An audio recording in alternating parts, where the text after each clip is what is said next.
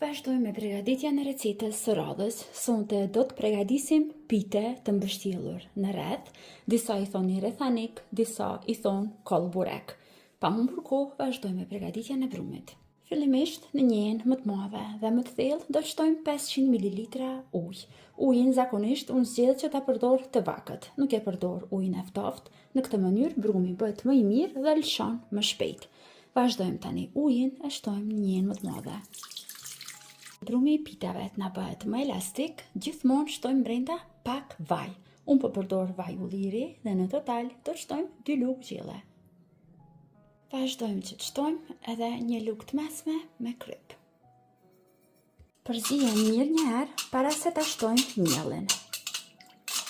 Dhe tani vazhdojmë dhe e shtojmë miellin. Si gjithmonë, miellin e shtojmë pak nga pak dhe duke e kontrolluar. Dikon prafërsisht do të kemi nevojë për 800 deri në 850 gram miell për ta formuar brumin e këtyre piteve.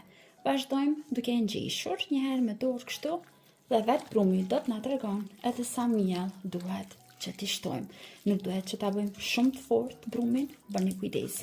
Masat e miellit gjithmonë ndryshojnë edhe nga lloji i miellit që po e përdorni. Brumin e kemi gati. E kam ngjeshur mirë për disa minuta derisa kam formuar një brum të tillë mesatarisht të butë. Mua në total më janë dashur 850 gram për 500 ml ujë për ta formuar brumin e këtij kollbureku. Tani duhet lejojmë që brumi të pushojë, që gluteni të aktivizohet, të lëshohet dhe të bëhet brumi më i butë dhe më i lëmuar, që të mund pastaj të tërheqim më lehtë kollburekët. Unë në total, në këtë mënyrë, e lë që të pushoj brumin vetëm për 20 minuta një herë. Tani që brumi ka pushuar, vazhdojmë dhe e ndajmë në kuleç më të vegjël. Në total, nga ky brum do të largojmë 8 pjesë të barabarta.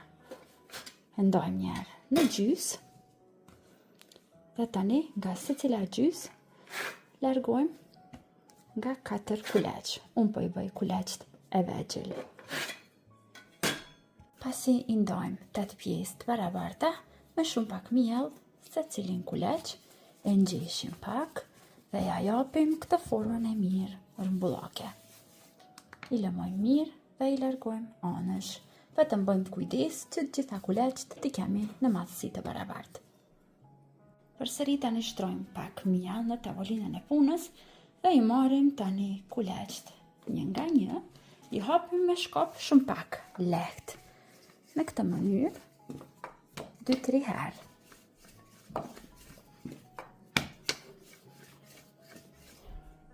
Marrim një tepsi, cilën poshtë e lyejmë me vaj.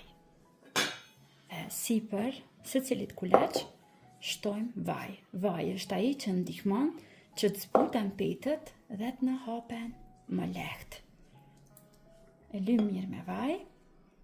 Sipër e shtojmë pjesën tjetër të brumit.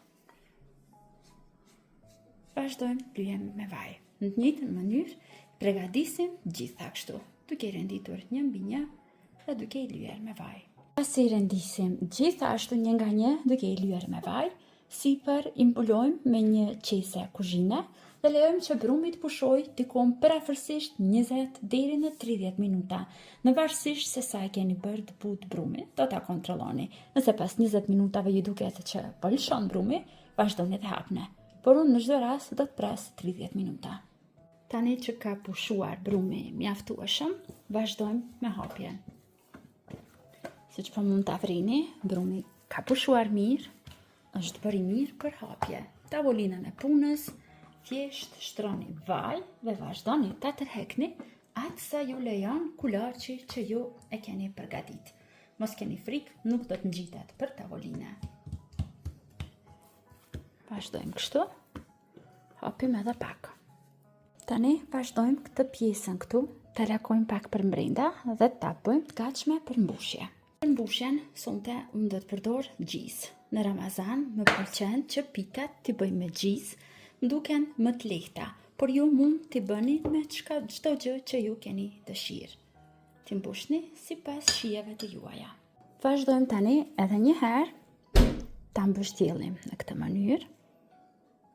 Tani me dorë duke e rrotulluar, duke e mbështjellur, kështu të hollë dhe të gjatë, njëjtë sikur për kolpite ose kolbirek. Vazhdojmë tani që ta vendosim në tepsi e rendisim në formë rrethore, në këtë mënyrë.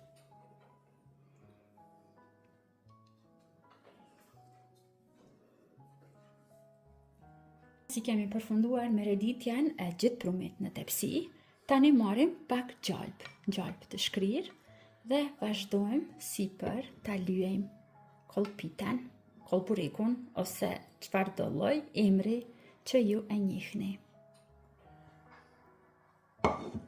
Tani gjithçka është e gatshme për të vazhduar dhe për ta pjekur. Fura është e parangruar mirë në 250 gradë, vazhdojmë i pjekim diku për afërsisht 20 deri në 25 minuta. Shpresoj që do ta provoni edhe ju dhe do ta shijoni bashkë me familjen e juaj. Deri në video recetat e radhës, mbeteni të përshëndetur nga unë.